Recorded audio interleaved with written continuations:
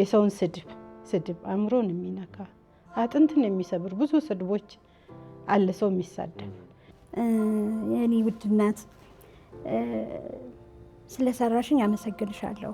ሰዎች አሁን ሲያልፉ ይላሉ ያን እንዳይሰማት እኔ በቃ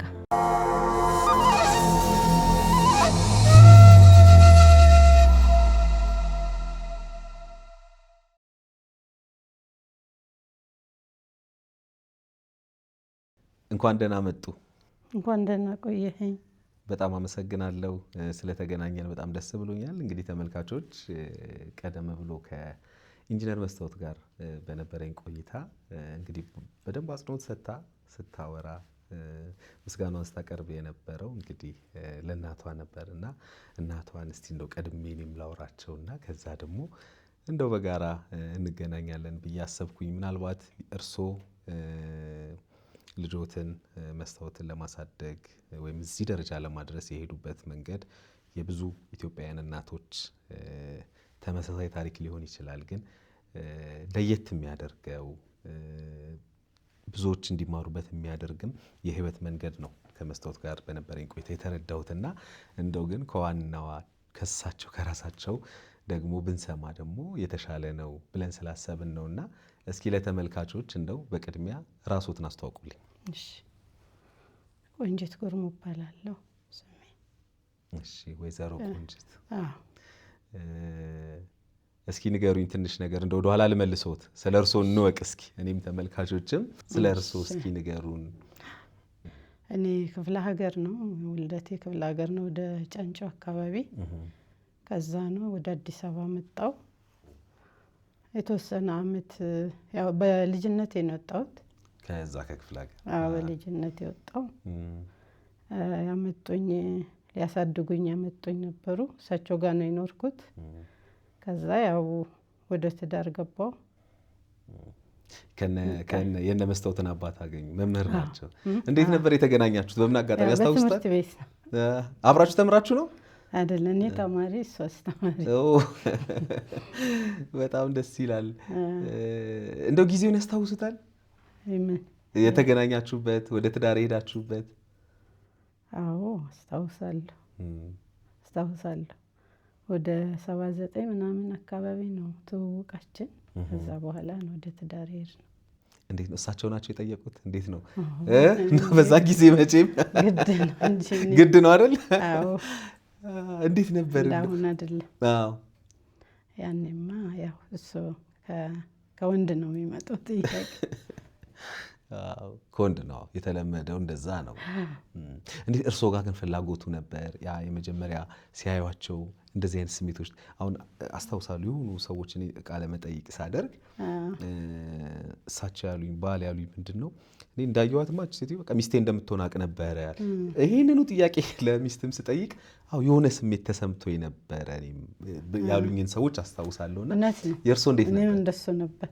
እንደዚህ ነበር? ያው ብዙም እንትን አልነበረኝም። ያው እሱ ግን ሁሌ ፎክር ስለነበረ ያው እንዳሰበው ነው የሆነለት እንጂ እኔ አልፈልግም ነበር። 79 ነው የተጋባችሁት? አይደለም ወደ የተዋወቃችሁት? ተዋወቃችን ነው ወደ 80 ነው የተጋባነው። እንዴት ነበረ የትዳር ህይወት? እንግዲህ የትዳር ህይወት ጥሩ ነው። በጣም ጥሩ ሰው ነበር። ጥሩ ነበር። ያው ከደህነት በቀር ያው እንትናች ገቢው ትንሽ ነበረ። ብዙም ይሄን ያህል እንትን የሚል አልነበረም። ከዛ ውጪ ሰላም ነበር። ጥሩ ህይወት ነው የመራነው። እንግዲህ ስንት ልጆች ነው አጠቃላይ ያሏችሁ? አጠቃላይ 4 ልጆች ናቸው። እንግዲህ ከ4 ልጆቻችሁ መካከል አንደኛዋ እንግዲህ ኢንጂነር መስታወት ናት። እሷ ደግሞ የራሱን ችሎ እንግዲህ አንድ ታሪክ ያላት ሰው ናት። በጣም ጥንካሬዋን ምናልባት ይሄን የሚያዩ ይሄን የሚከታተሉ ይሄን የሚመለከቱ በመላው ዓለም ያሉ ተመልካቾችም መቼም የሆነ ነገር የወሰዱበት የህይወት መንገድ ነው እሷ ያላት ብዬ አስባለሁና ለዚህ ደግሞ እንግዲህ የእርሶ ድርሻም በጣም ላቅ ያለ በጣም ጎላ ያለ እርሶን ያየሁት እኔ በርግጥ የአዋጭ ገንዘብ ብድር ህብረት ስራ ማህበር እንግዲህ እህት ኩባንያ የሆነ አዋጭ ፋውንዴሽን ሲመሰረት እንግዲህ ከዛ ከአዋጭ ፋውንዴሽን አንዱ አካል የሆነው በአዋጭ መስራች በአቶ ዘሪሁን ሸለመ እናት ስም የተቋቋመው አየለች ወርቁ ፋውንዴሽን እንግዲህ እናቶችን ያበረታታል። እናቶችን እንደዚህ ዋጋ የከፈሉ ለልጆቻቸው ዋጋ የከፈሉ እናቶችን አበረታቷል። እንግዲህ በመጀመሪያው ፕሮግራሙ እዛ ውስጥ እንግዲህ ታሪካቸውንም ሳይ ከተሸለሙት ወደ 7 የሚደርሱ እናቶች ውስጥ አብዛኞቹ በእርግጥ ባሎቻቸው የሉም። በጦርነት ባሎቻቸውን ያጡና በብቸኝነት ልጆቻቸውን ያሳደጉ ናቸው። የእርሶ ለየት የሚለው ግን ያው ከባለቤቶት ጋር ሆነው አብራችሁ ናችሁ ነው መስታወትን እዚህ ደረጃ ያደረሳችኋትና እሷም ስታነሳው ነበር ረጅም ርቀት እንደተጓዛችሁ። ግን እንደው የእርሶን ነገር መስማት ማወቅ የምፈልገው መስታወትን ሲወልዱ ይሄ ነገር ሲከሰት እሷ ላይ ይህ አካል ጉዳት ምንድን ነበር የእርሶ ስሜት? እስኪ ንገሪ። እንግዲህ እሷ ከተወለደች በኋላ ነው ከ45 ቀን ተወልዳ ከ45 ቀን በኋላ ነው ችግሩ የተከሰተው። እኔ ከዛ በፊት ስለ ጉዳትም ስለ አካል ጉዳትም ምንም የማውቀው ነገር የለም። ሌሎቹ ሰላም ነው የተወለዱት። እሷ ከ45 ቀን በኋላ ክትባት ወስጃት ከክትባት መልስ ነው እንግዲህ ሁሉ ችግር የተፈጠረው። ያው እንግዲህ ምን እንዴት እንደሆነች አላውቅም። እኔ ያው ምንም እንትኑም ስለሌለኝ እውቀቱም ስለሌለኝ ከክትባት መልስ ስታለቅስ ዋለች አደረች። ያለማቋረጥ ደግሞ ምን ይላሉ የክትባት ቀን ትኩሳት ምናምን ስላላቸው አትገላልጧቸው፣ ገላቸውንም እንዳታጥቧቸው ስለምንባል አልገላለጥኳትም። ስታለቅስ ላደረች። በጧት ተነስቼ እዛው ከተከተበች ጀምሮ እስካሁን ድረስ ያለማቋረጥ ታለቅሳለች። ምን እንደሆነች አላውቅም ብዬ ስላቸው የሆነ ጠብታ ሰጡኝ። ያንን ጠብታ ይዤ ገባው። እሷ ያለማቋረጥ ነው የምታለቅሰው። እኔ ችግሯን አልተረዳሁላትም። ከዛ ያንን ጠብታ ሳረግ እሷ ጭራሽ ይብሳል ለቅሷ። አሁን መጨረሻ በቃ እስቲ ልጠባት ብዬ በማግስቱ ከሐኪም ቤት መልስ ማለት ነው ልጠባት ብዬ እንትን ስላት ልብሷን ሳወልቅ እግሯ አብጦ አገኘሁት። ይሄ እግሯ አብጦ አገኘሁት። አንደኛው እግሯ አብጦ አገኘሁት። ከዛ ለጎረቤት ሁሉ አሳየው። ምንድን ነው ስል እንግዲህ ሐኪም ቤቱ ዘሻት ሂጂ አሉኝ። ቀጥታ ይዣት ሄድኩኝ። ምን ሆና ነው አሉኝ። ነገርኳቸው እንደዚህ ክትባት ወስጃት ነበረ። ከዛ አይ ዘማን ምን ትሆናለች ክትባት ስትከትባት ሲስተሯ እንደዚህ ጉራን ከቱታ ውስጥ ስታወጣ ነበር። ልብ ያላልኩት ነገር ማለት ከቱታ ውስጥ የቱታ ሙሉ ቱታ ከሱ ውስጥ ነው እንደዚህ እግሯን አውጥታ ወቅታ መልሳ እግሯን ከተተች ማለት ነው። ያ እግሯ ነው እንግዲህ እንትን ያበጠው። ከዛ እዛው ከቱታውስ ምንድነው ማለት ከቱታውስ ማውለቅ እግሯን እንደዚህ ቱታው እንዲቁልፍ ነው እዚህ ድረስ እንዲቁልፍ ነው ከዚህ እንዲ ድረስ። ከዛ እንትኑን ከፈተችና እግሯን አውጥታ መርፌ ወጋቻት። መርፌ ከተበቻት። ከዛ መልሰን ያው እሷ ግን ከዛ ጀምሮ ነው አልቀስ የጀመረችው። እኔ አልተረዳሁላትም። አሁን እዛ አሳደሩ። ጸጉሯን ሁሉ ላይቶ ምን ብለው ግሉኮስ አድርገው አሳደሯት። እዛ አሳድረው መልሰው በማግስቱ ወደ ጥቁር አንበሳ ላኩኝ። ጥቁር አንበሳ ሲልኩኝ ብዙ ቀን ተመላለስ። ባለቤቴ እንደውም ስራ ሁሉ እያስፈቀደ አብረን ብዙ ቀን ተመላለስ። አልጋ ልናገኝ አልቻልንም። ወጣን። ከዛ በኦጌሻ በመቃና ካርቶን እንግዲህ ህፃናት ካርቶን መቃ ተደርጎ ታሰረ። የእውነት ዳነ። እግሯ ግን ያ እንትኑ ዳነ። እየዳነ መጣና ግን እዚህ አካባቢ እየጎበጠ መጣ። ጉብጠታ መጣ። ከዛ እንደሱ ሲያመጣ እንግዲህ ቀጥታ ወዴት ሄድኩኝ? ወደ የካቲት ደግሞ ሄድኩኝ። የካቲት ሲሄድ ከየካቲት ጥቁር አንበሳ ጥቁር አንበሳ በቃ አቋረጥኩ። ጥቁር አንበሳ አቋረጥኩ። ከዛ የካቲት ሄድኩ። ከየካቲት ደግሞ በጣም ጥሩ የሆነ ዶክተር ደበላ የሚባል እንደው ሳላመሰግነው አላልፍም። በጣም የተባረከ ዶክተር በእውነት በጣም ነው የምመሰግነው። ከዛ እሱ ጋር እሱ እንትን አለ ብዙ ክትትል እያደረገ ከዛ የሚታዘዙ ምግቦች ምርመራ ተደረገ። ምን ተባለና የካልሲየም እጥረት አጥንቶቿ በቃ የጆሮ ያህል ስስ ናቸው ከተፈጥሮ አለ። እሱ አሳ ዘይት፣ ወተት ምናምን ሁሉ ታዘዘላት። በቃ ከዛ የሚጠጣ በውሃ ሁሉ ተበጥጦ እሱ ሁሉ ታዘዘላት። በዚህ መሀል ግን እንትኑ ይሄ ጉብጠቱ እየጨመረ መጣ። እዛው ተመልሼ ሲሄድ ወደ አለርት ላከኝ። አለርት ሲልከኝ ከአለርት አርቲፊሻል እንዲታዘዝላት ከአለርት አርቲፊሻል ወዴት ወደ ጳውሎስ ይዣት ሄድኩኝ። እዛ አርቲፊሻል ታዘዘላት። ከዛ ያ አርቲፊሻሉ እንዳለ በዛው መልክ ቀጠለ። በቃ በዛው መልክ ስታድግም እየተሄደ እየተለወጠ ከዛ በቃ ወደ ክራንችም ገባች። መጨረሻ በዚህ መሀል ነው እንግዲህ ትምህርት ቤት ወደ ትምህርት ቤት መሄድ አልጀመረች። እያዘልኩ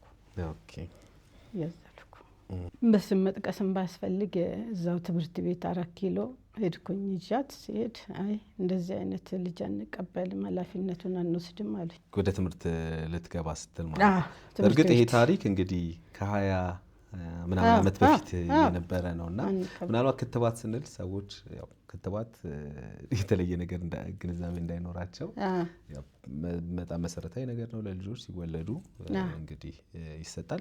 ከክትባት የካልሲየም እጥረት ነው መነሻው ለማለት ነው። ግልጽ ለማድረግ እኔም እኮ አምኜበት ነው የሄድኩት ስላመንኩበት። ከዛ በፊት የተወለዱትንም እኔ ሳላቋርጥ ነው ክትባታቸውን ያስጨረስኩኝ። ያንን ስላመንኩበትም ነው ሻቴ መጨረሻ ላይ ግን አጋጣሚ በሐኪም የተረጋገጠው የካልሲየም እጥረት በሐኪም ተረጋገጠ። ተመልካቾች ደግሞ ይህን ሲያዩ ቀጥታ የክትባቱ መንስኤ እንዳልሆነ ማወቅ አለባቸው እና ምክንያቱም የአጥንት መሳሳት ችግር ነው። ግን እንደው ሂደቱ ይመስለኛል እንግዲህ አይደል እንደዚህ ነው እርስዎ ሊነግሩኝ የፈለጉት አይ ቲንክ እንደዚህ ይመስለኛል አይደል ሂደቱ። ትክክል። እኔ ከዛ በፊት እንግዲህ ያው አላወኩም ችግሯን። ግን አጋጣሚ ሆኖ ከዛ በኋላ ነው ነገሮቹ የታወቁት ማለት ነው።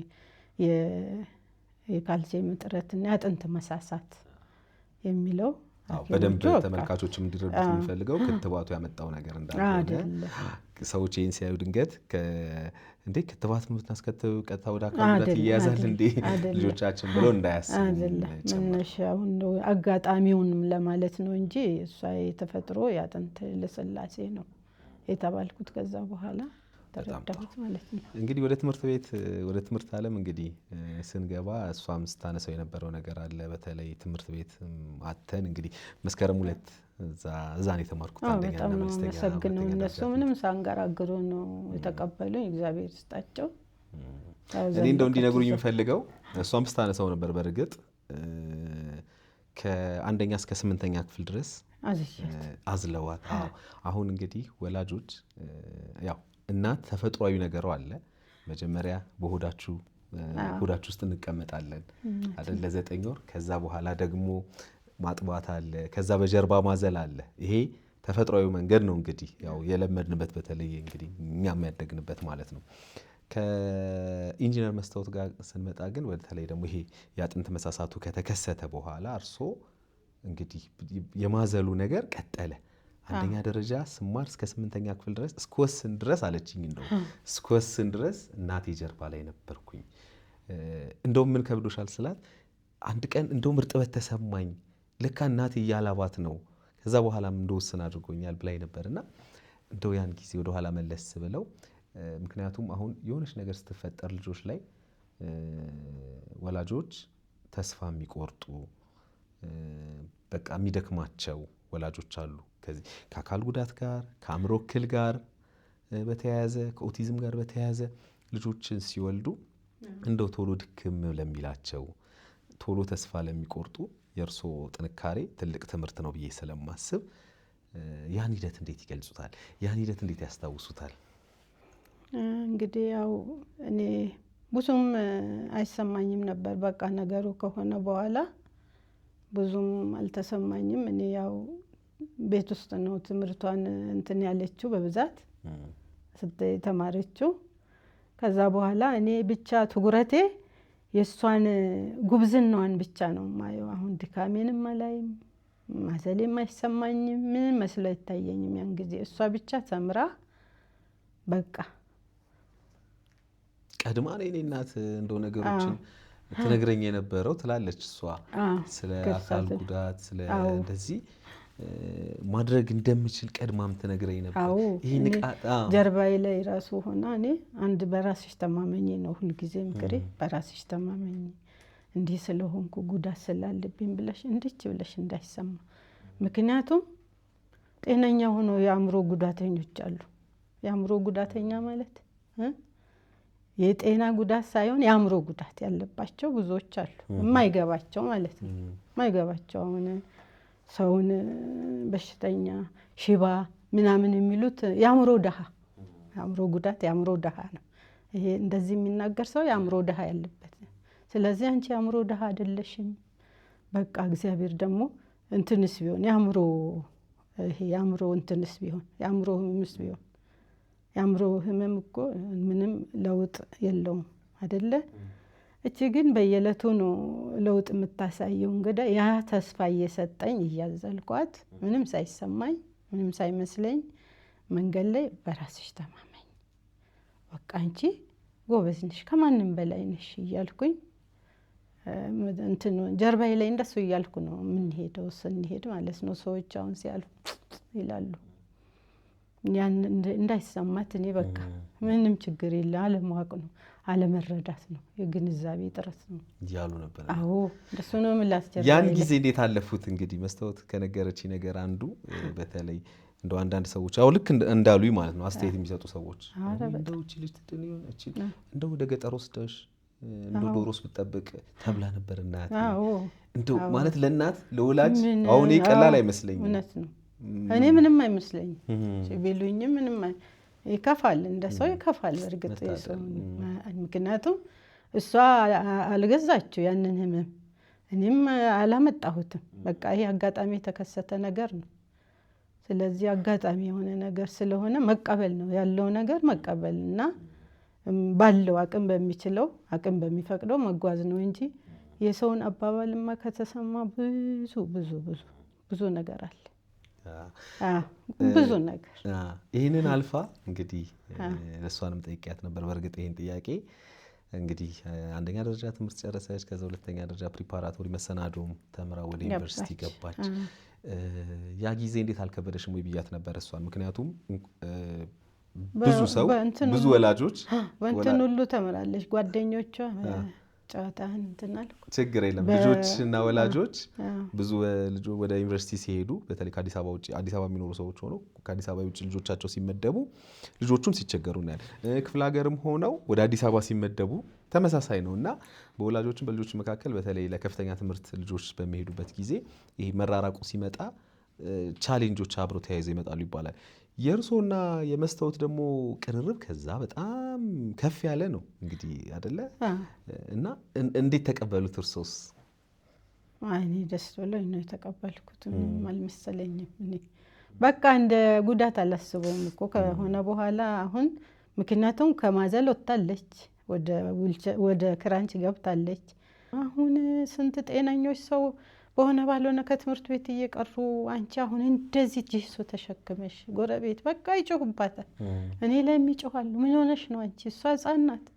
ምን ሆነሽ ነው? አይ ትማር አላቋርጥም አንዷን አመት ለምን እንትን አደርጋለሁ ብላ አሁን ጓደኞቿ በዙሪያዋ አሉ። እኔ ጠዋት በዊልቸር ወስዳታለሁ ምኒልክ፣ ጓደኞቿ ደግሞ ተንከባክቦ ይዞት በዊልቸር ያመጧታል ከሰዓት ማለት ነው፣ ከማዘሎታ ማለት ነው።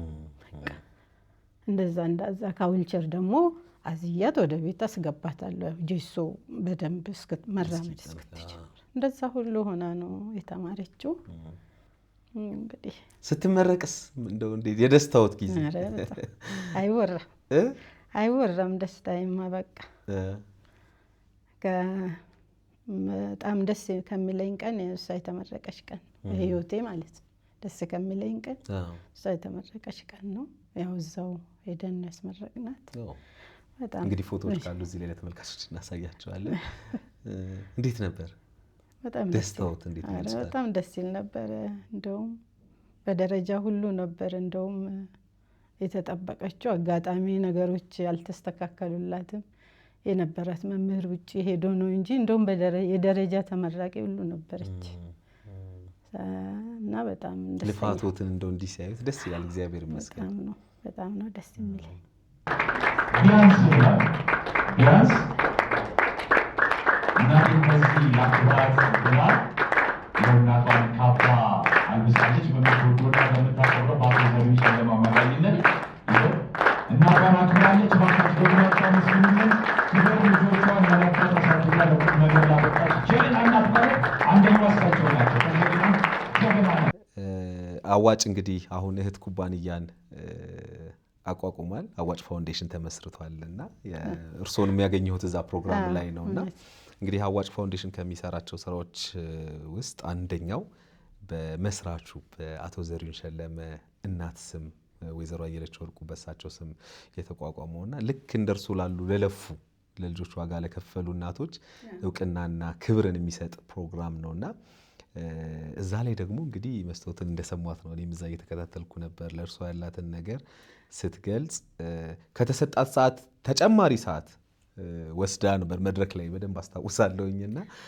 እርስዎን በጣም ስታመሰግን ነበርና እንደኛም ይሄ ነገር ለዓለም ነው መድረስ ያለበት። እዛ ጋር አዳራሹ ስላለነው እዛ ፕሮግራም ላይ ለተገኙት አካላቶች ተናግራለች፣ አመስግናለች። ግን እንደው መላው ዓለምም ይሄን ማወቅ አለበት። ለብዙ እናቶች ጥንካሬ እሷም ለብዙ ልጆች ጥንካሬ እንደምትሆነው እርሶም ለብዙ እናቶች በተለይ በዚህ ሰዓት አሁን እኔ በጣም አጽንኦት ሰጥቼ መናገር የምፈልገው ልጆችን ከእክል ጋር የሚወልዱ ከአካል ጉዳት ጋር ሊሆን ይችላል፣ ከአእምሮ እክል ጋር ሊሆን ይችላል፣ ከኦቲዝም እና መሰል የአእምሮ እክሎች ጋር በተያያዘ ወላጆች ልጆችን ይወልዳሉ። ከዛ በኋላ ሲደክሙ ጥቂቶቹ ሲደክሙ እናስተውላለን። ተስፋ ሲቆርጡ በነገሮች እናስተውላለን። እና ይህ የእርሶ የህይወት መንገድ ግን ይሄን ለሚመለከቱና ከችግሮች ጋር ልጆቻቸውን እያሳደጉ ላሉ እናትም አባቶችም ትልቅ ጥንካሬና ትልቅ ትምህርት ነው ብዬ አስባለሁኝና የልፋቶት ስለሆነ የድካሞት ስለሆነ ስለደረሰ ስላዩት ባይኖት ጎበዝ ተማሪ የደረጃ ተማሪ ሆነ የጨረሰች ልጅ ስላደረሱልን ከዚህ በኋላ ደግሞ ይቀደምም እያለች ነበር እንግዲህ እየሰራች ያለች እሷ እንደው አደነቀችኝ እንጂ እኔ ግዴታዬን ተወጣሁት። የእናትነቴን ግዴታዬን ነው የተወጣሁት። እሷ አላመጣችው ይህንን ጉዳት እሷ አላመጣችው፣ አጋጣሚ የሆነ ነገር ነው። ስለዚህ እኛ ደግሞ አባቷም ብዙ አብረን ለፍተናል። ግዴታዬን ነው የተወጣሁት። እኔ ምንም ይሄን ያህል የሚያስመሰግነኝ ነገር የለም። አለ እንደው ለሚያስመሰግነኝ ብዙ የለም። እኔ አምናለሁ፣ ይሄንን ነው እኔ የማምነው። ምክንያቱም ልክ ነው። እኔ ሁሌ እላለሁ አንዲት እናት ለልጆች መክፈል ያለባት ዋጋ ነው እርሱ የከፈሉት። እንደሱ ነው። ግን ለሚደክሙት ደግሞ እናቶች በቃ በነገሮች በኑሮ በብስራው በሁሉም ነገር በቃ ድክም ለሚሉ እናቶች ደግሞ ማስተማሪያም ስለሚሆን ነው እኮ እንደዚህ አይነት እውቅና አንዳንድ የሚያስፈልገውና የአዋጭ ፋውንዴሽን የሚያደርገው እኮ ይሄንን ነው። ሌሎች እናቶችን ለማንቃት ሌሎች እናቶችን አለንላችሁ አይዟችሁ ለማለት ነውና ከአቶ ዘሪሁን ጋር እንደውም ከረዘም ያለ ትውውቅ እንዳላችሁ ሰምቻለሁ። በምን አጋጣሚ ነበር የተዋወቃችሁት? የሆነ ድርጅት አለ መጀመሪያ ዘሪሁን እዛ ነበር። እዛ አራት ኪሎ ህጻናትና እንክብካቤ እዛ ነው እንደውም እኮ እሷንም አስተምሯታል እዛ አራት ኪሎ በዛ ነው የተገናኘነው። እዛ ተቀጣሪ ነበር እዛ በፊት በዛ ነው ተዋወቃችን። አለቀ። ከዛ እሷን ጉብዝና ስለምን እዛ ተዋወቅን። በጣም ይከታተላት ነበረ፣ ይደግፋት ነበረ እንደ ቤተሰብ በቃ ከሷ ጋር በጣም ልዩ እንትን አላቸው። እኔም በጣም ነው እንትን የምለው መቀርበው ማለት ነው። በዛ ነው የተዋወቅነው። በጣም ጥሩ። እንግዲህ ምናልባት በመጨረሻ በጋራ እንግዲህ አሁን መስታወት የምትቀላቀለንና የምታመሰግኗቸው የምታስተላልፉትን መልእክት ካለ በጋራ እንሰማለን። ከዛ በፊት ግን እንደው መስታወት ስትመጣ ትልቁ የምፈልገው ያንን ምስጋና በአደባባይ እንግዲህ ከዛ ከመድረክ ፕሮግራም በተጨማሪ ይህን ለሚከታተሉ በመላው ዓለም ላሉ ተመልካቾችም እርስዎን እዚህ ማመስገን ትፈልጋለች እና ይህንን መስማት ደግሞ ደስ ይላል ብዙ እናቶች ብዬ ማስባለሁና እስኪ መስታወትም ትቀላቀለንና ደግሞ ቆይታ እናደርጋለን። ተመልካቾች አብራችሁን ቆዩ።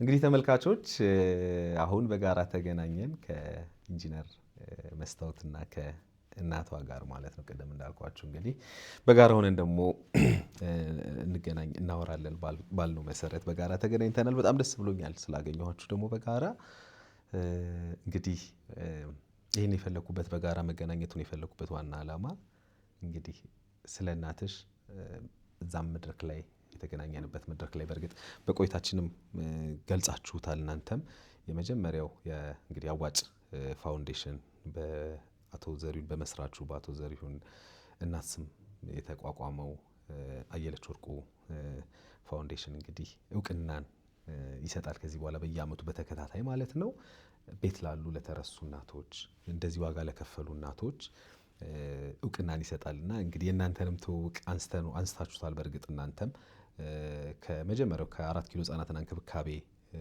ድርጅት እዛ ነው እንግዲህ ከአቶ ዘሪሁን ጋር በመጀመሪያ የተዋወቃችሁት እዛ በሚሰራበት ጊዜ እሱም ሁሌ ያነሷል። እዛ ይሰራ የነበረውን እንቅስቃሴም በሚያነሳበት ጊዜ ሁሌ አጽንኦት ሰጥቶ እዚች ቆርቆሮ ቤት ውስጥ ነው አዋጭም የተመሰረተው ይላልና እንግዲህ ከዛን ጊዜ የጀመረው ትውውቃችሁ ነው እስካሁን ድረስም እስከዚህ ደረጃ ድረስም ያለውና አሁን ከምስጋናውም ከመልእክቱም በፊት ግን መጀመሪያ ይሄው ለእናትሽ የፈለግሽውን እንድትያቸው እድሉን ሰጠሽ። እሺ በድጋሚ አመሰግናለሁ። የኔ ውድ እናት ስለሰራሽኝ አመሰግንሻለሁ። በተለያዩ ነገሮች በብዙ ነገር ነው የሰራሽኝ እኔን አካዳሚካል ሜንታል በጣም በብዙ ዘርፍ እኔ እንደሆን አሁን የምታወራዋን እኔን ስለሰራሽኝ ስላጎለበትሽኝ ልጅነትሽን ስለሰጠሽኝ ልጅነትሽን እኔን ያንቺ ልጅነት አታሽ ነው እኔን የሰራሽኝ እና በጣም አድርጌ አመሰግናለሁ። እነዚህ የፈሰሱ ላቦችሽን ለመተካት እግዚአብሔር እድሜና ጤና ሰጥቶሽ እኔንም የተሻለ ቦታ ላይ ሁሌም የምታስቢኝ ቦታ ላይ ሁልጊዜ የምትለኝ ለምን አካል ጉዳተኛ ሆንኩ ብለሽ ስታዝኝ ማየት አልፈልግም ነው የምትለኝ እና ብያላቅም እንደምታውቂው ለምን ሆንኩ ብያላቅም ከዚህ በኋላ የማልልባቸው በጣም ሰፊ እድሎችን ወደፊት ይጠብቁኛል አምናለሁ። ስለዚህ እግዚአብሔር አምላክ ጊዜና እድሜ ሰጥቶሽ እኔም የተሻለ እንጀራ የተሻለ ቦታ በሀሳብሽ የምትስያትን መስታወትን እዛ ቦታ ላይ ደርሼ እምክስሽ ሰው ያድርገኝ። ይሄንን ነው ማለት የምችለው። እድሜና ጤና ይስጥሽ የኔ እናት። ሁሌም ትሁን ብለሽ የምትስያትን እኔን የምደርስበትን ቦታ አይተሽ ከዛ ደግሞ የፈሰሱ ላቦችሽን ደስታ በላብም ነው አይደለም የሚገነባው፣ በላቧ ነው የገነባችልኝ የኔን ደስታ እና እምክስበት ረዥም እድሜ ይስጥሽ የኔ እናት። አመሰግንሻለሁ። አሁን ያለችውን እኔን በደንብ ስለሰራሽኝ እንደውም አንዳንድ ጊዜ ሰዎች ምን ይሏታል እንደው በቃ በጣም አብዝተሽባታል መሰለኝ እዚች ልጅ ላይ የሌሎች ልጆችሽንም ፋንታ ነው የሰጠሻት። በራስ መተማመን ራስን ለማብቃት አለመሸነፍ ብዙን የሰራችኝ እናቴ እና ለማስመስከር ያብቃኝ። ገና ጀምረናል። ገና ነው ማለት ያደረግሽው ውጤት ይሄ ብቻ አይደለም፣ ይሄ ገና ነው እና በተሻለ ሁኔታ በተሻለ ጊዜና ሁኔታ ያገናኘን እላለሁ። በጣም ወድሻለሁ። አመሰግንሻለሁ እናቴ። እኔም ወድሻለሁ። እስኪ እርስዎ ደግሞ ንገሯት። በጣም ነው የምወድሽ፣ ግን ይሄን ያህል መደነቅ አይገባኝም። የእናትነቴን ነው የተወጣሁት። በቃ እናት የምታደርገውን ነው የተወጣሁት። እኔ እንደውም አልሰራሁም ብዬ ነው የማምነው በራሴ። አላደረኩም፣ ምንም አላደረኩም ነው የምለው። ይሄን ያህል መደነቅ አይገባኝም፣ ግን አመሰግናለሁ። በጣም እወድሻለሁ።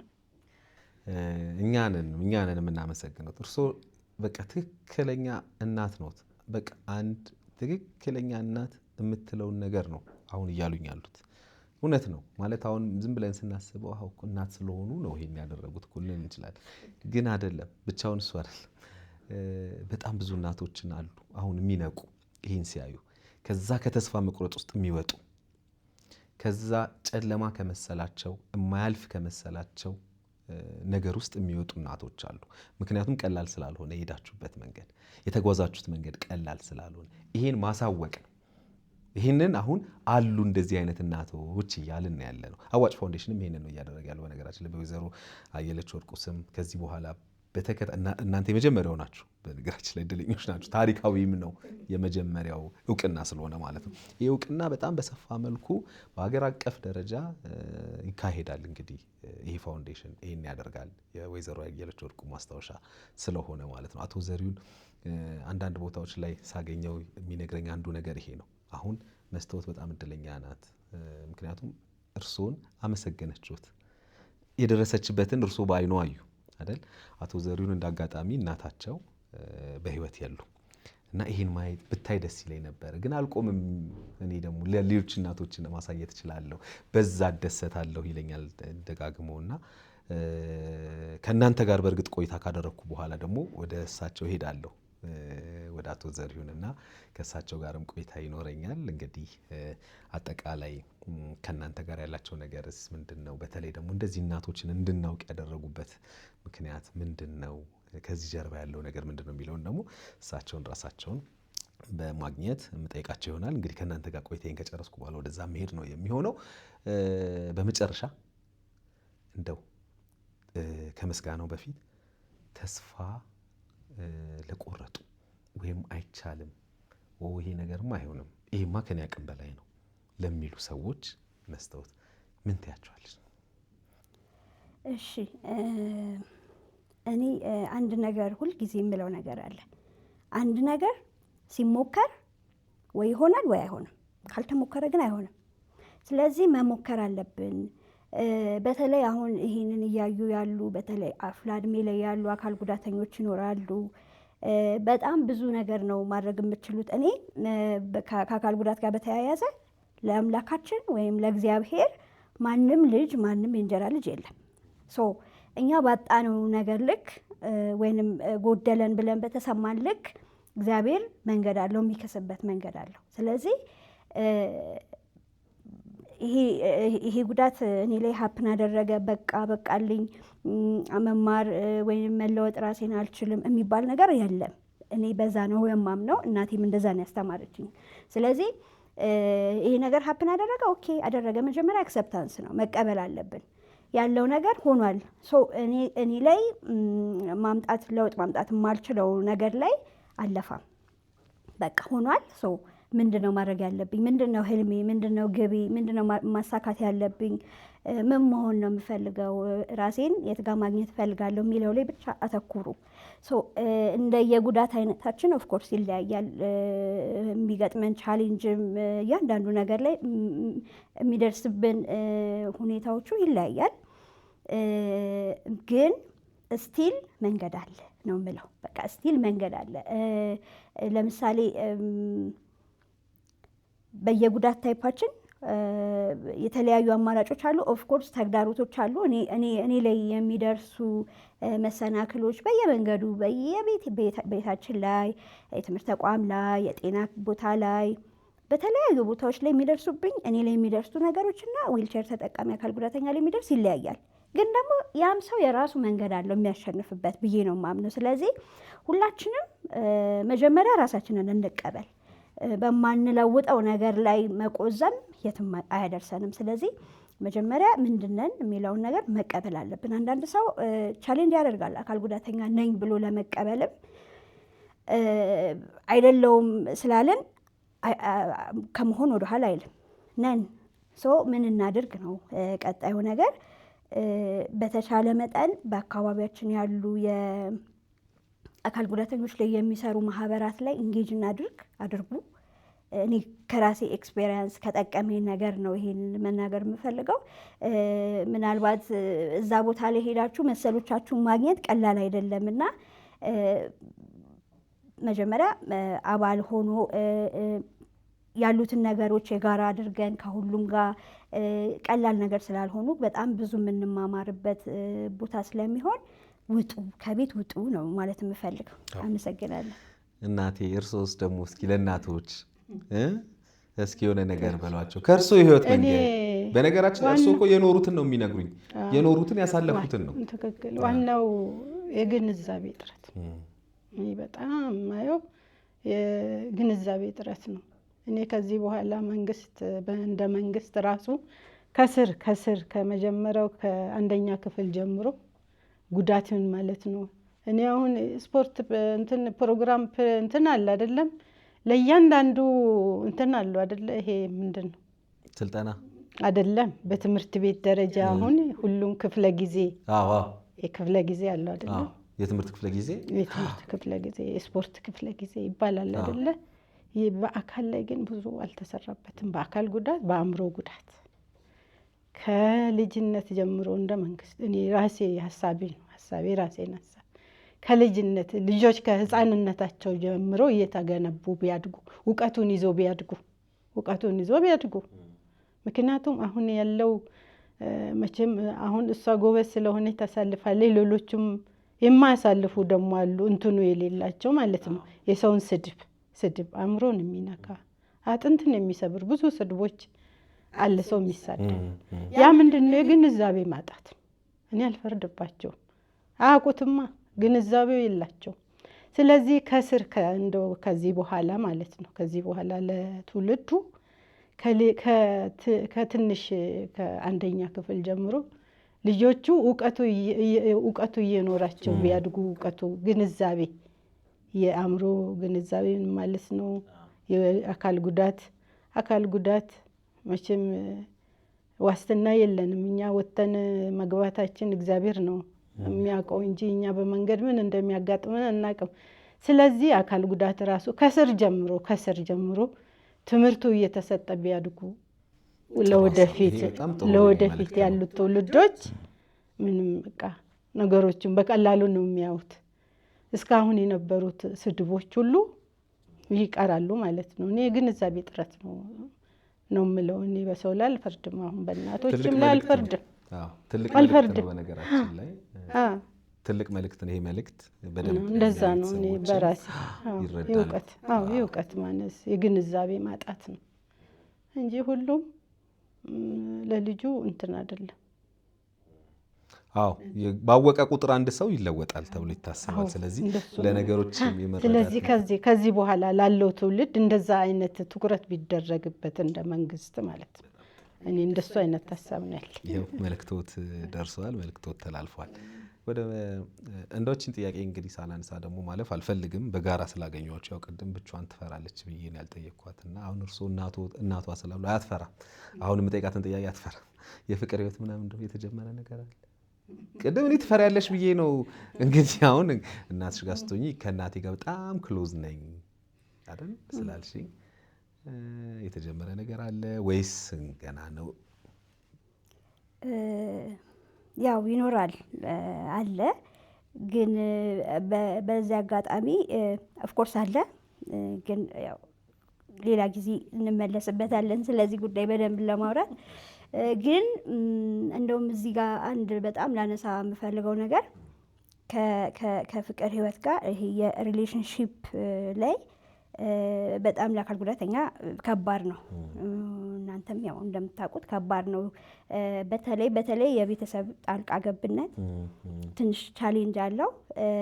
ዞሮ ያው እናቴ እንዳለችው ነው የመረዳት ጉዳይ ነው። ምክንያቱም ሪሌሽንሺፕ ከጀመርክም በኋላ እኮ ይሄ ጉዳይ ሀፕን ሊያደርግ ይችላል። ስለዚህ ዋስትና የለንም።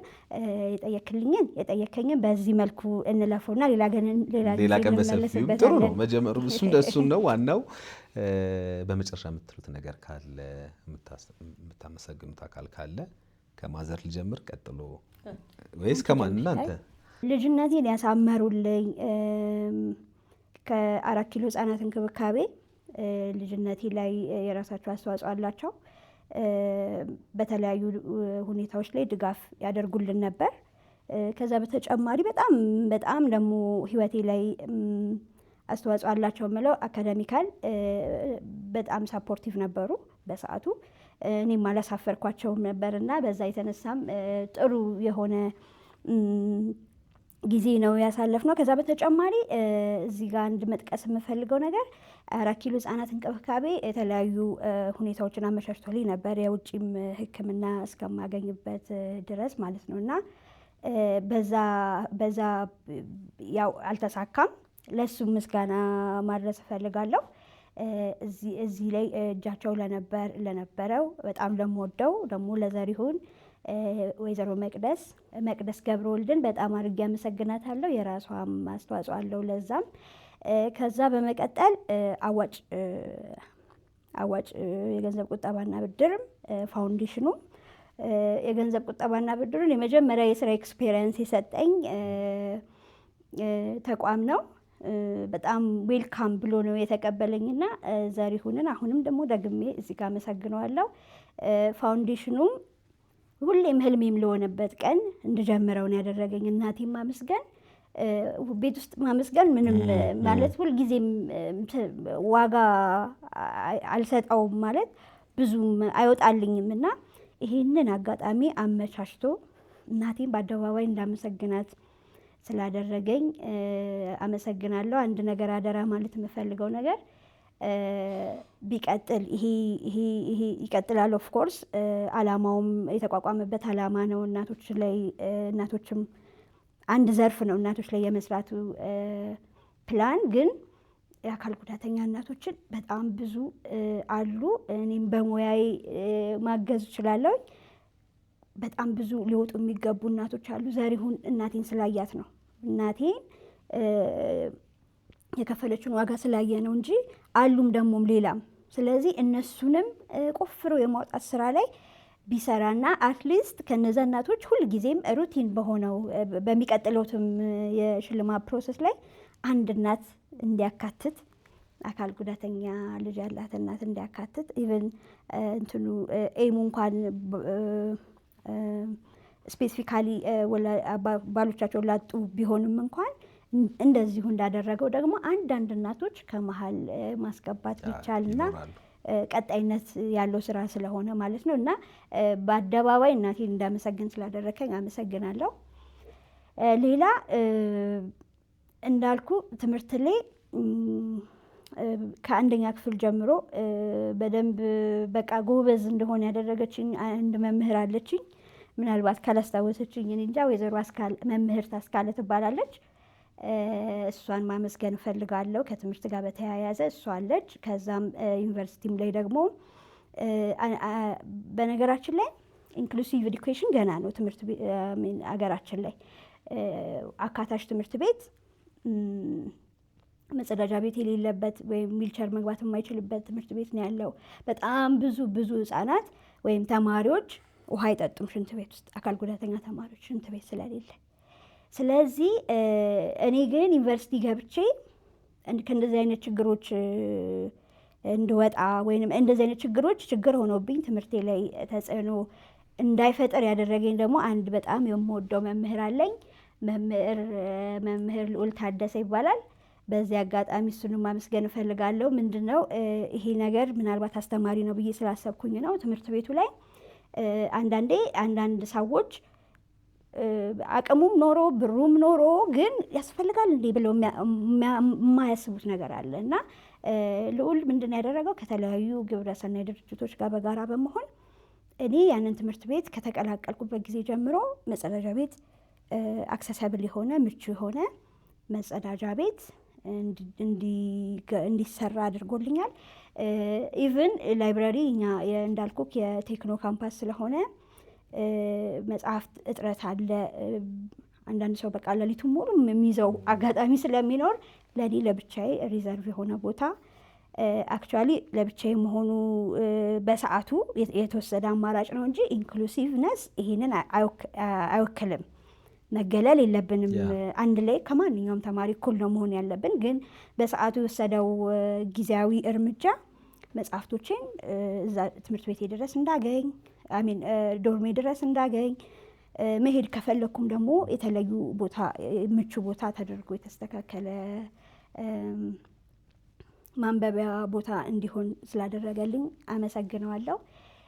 ከዛ በተጨማሪ በተለይ በዚህ በዊልቸር በሚሄድበት ሰዓት ላይ እንደዚህ ሽቅርቅር ብላችሁ ቆንጆ ሆናችሁ ትምህርት ቤት ሄዳችሁ ስትመለሱ ግን የኔን ዊልቸር እየገፋችሁ አዋራ በአዋራ የሆናችሁ ጓደኞቼ ታውቃላችሁ እናንተ። እና ዊልቸር ከሰዓት ስንመለስ ይዘው ሲመጡ ይሄ የዊልቸሩ ጎማ ምናምን ልብሳቸውን ያቆሸሸዋል። እና እንግዲህ ያው ወጣትነት አለ። በጣም በቃ ጠዋት ቆንጆ ሆነው ሄደው ከሰዓት አዋራ ሆነው ነው የሚመጡት። እና ውድ ጓደኞቼ በጣም በጣም አድርጌ አመሰግናችኋለሁ። ለመካስ ያብቃኝ፣ እነሱን ማመስገን እፈልጋለሁ። ከዛ በተጨማሪ ያው አካባቢ ያሉ ሳያውቁ አውቀው ሰውን አውቆ አይጎዳም፣ አንደርስታንዲንግ ችግር ነው እና እናቴ ብለዋለች ቅድም የግንዛቤ ችግር ነው። ስለዚህ ከዛ መሀል ደግሞ ለየት ብላችሁ በጣም ሰፖርቲቭ የሆናችሁ አካባቢ የነበራችሁ ሰዎች በጣም በጣም አድርጌ አመሰግናለሁ። ወይዘሮ ቅድስት በለጠ በጣም አመሰግናለሁ። ይሄንን ይመስላል እና በተረፈ ደግሞ የውሃ ሚዲያ እጅግ እጅግ አድርጌ ነው አመሰግነው። ፕሮግራሙ ባውንድድ ነው፣ እዛው አካባቢው ወይም እዛው ለነበሩ ሰዎች ነው የተላለፈው። አሁን ደግሞ በደንብ ለሌላም ደግሞ እንዲደርስ በጣም ብዙ እናቶች አሉ አካል ጉዳተኛ ልጅ በመውለዳቸው ብቻ ራሳቸውን ዝቅ ያደረጉ እንዲወጡ መንገድ ያላገኙ በጣም ብዙ እናቶች አሉ። እነሱም ደግሞ ከአንደርስታንዲንግ ከግንዛቤ ችግርም ልጆቻቸው የትም አይደርሱም ብለው እያሰቡ ያሉ ወላጆችም አሉ። ለእነሱም መልእክት እንድናስተላልፍ ይህንን የሚያክል ፕሮግራም አዘጋጅተ ሀሳባችንን እንድንገልጽ ስላደረከን በጣም አድርጌ አመሰግናለሁ። ምንም አይደል። እናቴ እርሶስ ነው እንደው ጠቀለለችው ይሄን ነገር? እሷ ጠቅልላለች፣ እሷ ጠቅልለዋለች። እኔ ምን የምለው ነገር የለኝም። እንደው ዘሪሁንን ያው በተለየ ሁኔታ ነው እንግዲህ ምስጋኔ። ከዚያ በፊትም አመስግኛለሁ ብዙ ጊዜ፣ አሁንም አመሰግናለሁ ድጋሚ። በተረፈ አክብራችሁ እዚህ ተገኝተን ይህንን ፕሮግራም እንትን ስላደረጋችሁኝ በጣም እናመሰግናችኋለን። በተረፈ እንግዲህ ዳግም እንድንገናኝ ደግሞ ያብቃል። እንገናኛለን እንግዲህ ብዬ አስባለሁ። ምክንያቱም አንደኛዋ ልጆት ኧረ አሌክስ አለ እንደው ወደኛ ጋማ ታሪክ አለ እያለችኝ ነው። እና እስኪ እንግዲህ በሌላ ጊዜ ሰፋ ባለ ሁኔታ የምንገናኝ ነው የሚሆነው። እንግዲህ ለአቶ ዘሪሁንም አቶ ዘሪሁን ሸለመ እንግዲህ የአዋጭ ብድርና ገንዘብ ቁጠባ ተቋም መስራችና ዋና ስራ አስፈጻሚ መልእክታቸው እንግዲህ ምስጋናችሁም ይደርሳቸዋል ብዬ አስባለሁ። ምክንያቱም አሁን ከዚህም ቀጥዬ እንግዲህ ወደ እሳቸው ጋር ስለመሄድ ለተመልካቾች ከእሳቸውም ጋር ያለኝን ቆይታ ማደርስ ነው የሚሆነው። እናንተን ግን በእጅጉ አመሰግናለሁ። እውነት በጣም ስለመጣችሁ፣ ታሪካችሁን ስለነገራችሁን፣ ስላስተማራችሁን፣ በተስፋ መቁረጥ ውስጥ ያሉ እናቶች ተስፋ እንዳይቆርጡ፣ በተስፋ መቁረጥ ውስጥ ያሉ ልጆች፣ ወጣቶች በተለይ ከአካል ጉዳት ጋር በተያያዘ እኔ ሁሌ እላለሁ እንግዲህ ከአእምሮ እድገት ውስንነት ጋርም ከአካል ጉዳት ጋርም በተያያዘ ያው ሸክሙ ብዙ ጊዜ እናቶች ላይ ሲጣል ስለምናየውም ብዙ እናቶች ተስፋ እንዳይቆርጡ፣ ተስፋ ከቆረጡም ከተስፋ መቁረጥ ውስጥ እንዲወጡ ያግዛል የእናንተ ታሪክ ብዬ አስባለሁ። ኢንጂነር ደግሞ መስታወት ለወጣቱ ደግሞ ትምህርት ነው ያንቺ ታሪክ በራሱ። ከአካል ጉዳት ጋር እንኳን ተቋቁሞ ነገሮችን ማሸነፍና እዚህ መድረስ ከህልም ጋር መገናኘት ይቻላል። አሁን እንግዲህ አካል ጉዳቱም ሳይኖር በሌሎች ተያያዥ ባልሆኑ ችግሮች ምክንያት ምናልባት ወጣቶች ተስፋ ይቆርጣሉ አይደል? እናያለን፣ እንሰማለን ብዙ ነገር አይደል? የሆነ ነገርን አጣሁ ብለው በቃ ራሳቸውን ለመጉዳት የሆነ ነገር አልሆነልኝም፣ አልተሳካልኝም ብለው ተስፋ መቁረጡ ሲገቡ እናያለን። እና ያንቺን ታሪክ ግን ሲያዩ ከዛ ነገር ይወጣሉ ብዬ አስባለሁ። በጣም ነው የማመሰግናችሁ። እግዚአብሔር ይስጥልኝ፣ እግዚአብሔር ያክብርልኝ። እንግዲህ የተከበራችሁ ተመልካቾቻችን ከዛሬ እንግዶቼ ጋር ያደረኩት ቆይታ ይሄንን ነው የሚመስለው። እንግዲህ ከዚሁ ጋር የሚያያዘውን ቀጣይ ፕሮግራም እንግዲህ ከአቶ ዘሪሁን ሸለመ ጋር ማድረገውን ቆይታ ደግሞ እንድትከታተሉት ጋብዛችኋለሁኝ። በዮሃ ሚዲያ የሚቀርብ ታሪክ ካላችሁና እኛን ማግኘት ከፈለጋችሁ ደውሉ። የመረጃ ክፍል ባለሙያዎች ሀሳባችሁን ተቀብለው ከኛ ጋር ያገናኟችኋል። እኔ አለምሰገድ ታደሰ ነኝ። መልካም ጊዜ